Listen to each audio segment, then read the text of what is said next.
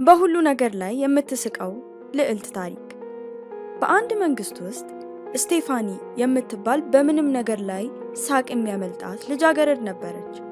በአንድ ወቅት አንድ መንግስታዊ የሆነ ባለስልጣን የሰራችው ሾርባ ጨው እንደሌለው ሊነግራት ሲሞክር እንኳን መሳቋን አላቆመችም ነበር።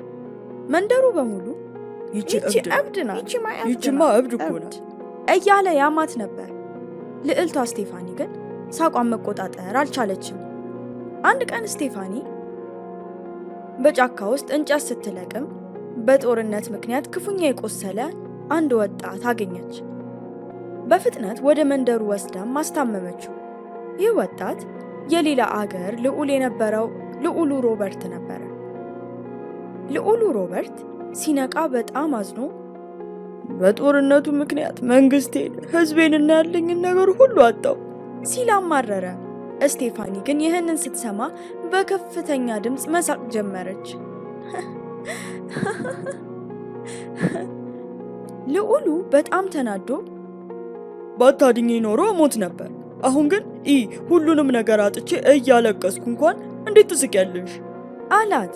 ስቴፋኒም እየሳቀች